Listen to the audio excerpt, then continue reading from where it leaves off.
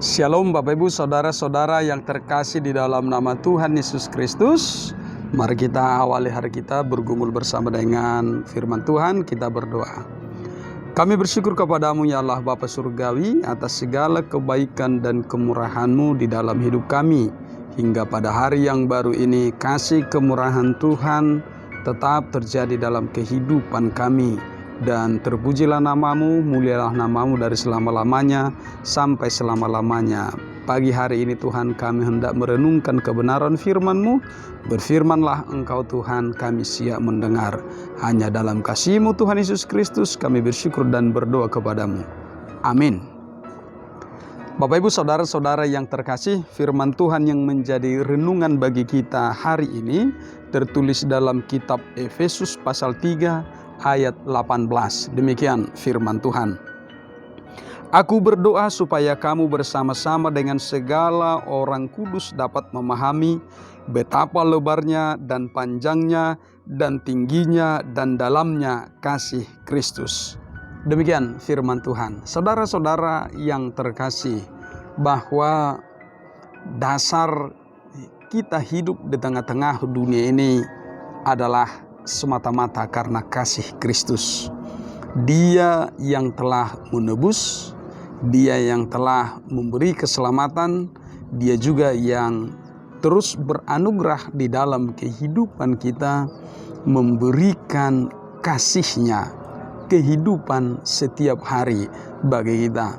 Karena itu, oleh karena kasih Yesus Kristus, kita bisa melakukan banyak hal yang baik di dalam kehidupan kita.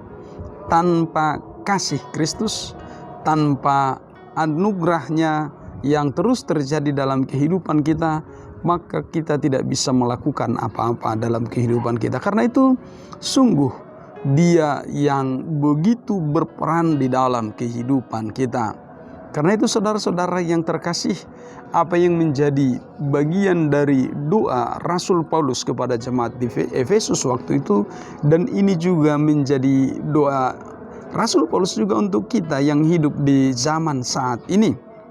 Bagaimana setiap orang percaya itu semakin mengenal bagaimana kasih Kristus itu sungguh-sungguh teramat besar di dalam kehidupan kita.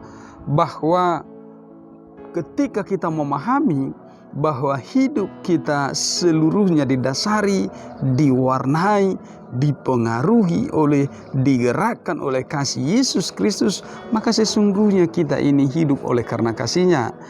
Dan bagaimana kehidupan kita berlaku, terjadi, bertindak harus digerakkan oleh kasih itu, dan tentu menyebarkan, melakukan kasih yang sama kepada semua orang. Demikianlah hidup orang Kristen, demikianlah hidup murid-murid Tuhan Yesus Kristus, demikianlah hidup dari orang-orang yang percaya kepada Tuhan Yesus Kristus. Maka dia melakukan cinta kasih itu kepada semua orang. Tidak ada batasan, tidak dipilih-pilih, tetapi bagaimana Yesus Kristus memandang semua manusia harus Dia kasihi, maka kita pun harus mengasihi semua orang. Apakah tindakan itu harus selalu sama? Apakah perbuatan itu harus selalu sama antara si A dengan si B? Saudara-saudara yang terkasih, yang pertama adalah hargai atau hormatilah sesamamu manusia, siapapun itu manusianya, dari suku manapun, dari agama manapun, dari bangsa manapun, dari daerah manapun. Selama dia adalah manusia, selama dia adalah ciptaan, maka kasihilah mereka, hormatilah mereka sebagai sesama manusia. Ini adalah bentuk kasih yang pertama kepada semua orang. Karena itu tidak ada tempat, tidak ada ruang bagi kita untuk memperlakukan orang lain itu secara semena-mena. Oleh karena alasan apapun,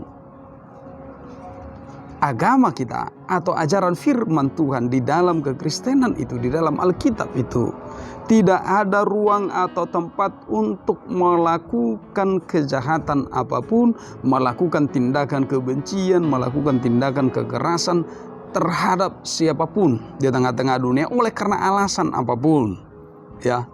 Tapi tanpa alasan pun, maka kita harus mengasihi semua orang. Nah, karena itu saudara-saudara yang terkasih, demikian panggilan di hidup kita. Ketika kita tahu, ketika kita mengenal, ketika kita sadar betul bahwa hidup kita dalam terang kasih Kristus, maka kita pun harus hidup menjadi pembawa terang kasih itu terhadap semua orang. Saudara-saudara yang terkasih, dunia hari ini tidak kekurangan orang cerdas. Dunia hari ini tidak kekurangan orang-orang pintar. Teknologi semakin canggih, kecerdasan, bahkan akhir-akhir ini kecerdasan buatan itu, artificial intelligence itu begitu luar biasa sekali pengaruhnya, dan bagaimana dunia ini banyak manusia menggandrungi itu hari ini, memberikan banyak kemudahan dan lain sebagainya, kecerdasan manusia. Tetapi saudara-saudara yang terkasih, dunia ini selalu kekurangan orang-orang baik. Semakin zaman bertambah zaman, maka dunia ini terus kekurangan orang-orang baik. Saudara, maka panggilan bagi saya, panggilan bagi Bapak, Ibu, saudara-saudara sekalian, panggilan bagi kita semua adalah jadilah pelaku-pelaku kasih Kristus itu sendiri. Jangan jemu-jemu, ya jangan jemu-jemu melakukan tindakan kasih Kristus itu kepada semua orang. Karena itu saudara-saudara yang terkasih, bagaimana terhadap orang-orang yang kita kenal?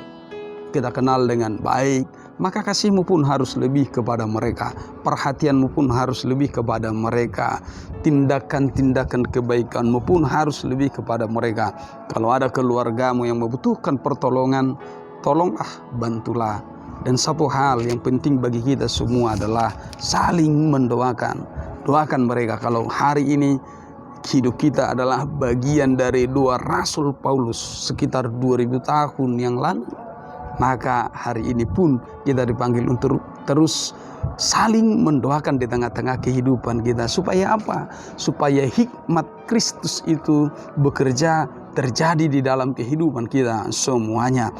Tanpa hikmat Kristus, maka kita tidak memahami apapun. Kita hanya berpusat pada diri sendiri, berpusat pada apa yang kita ketahui atau hikmat dunia ini.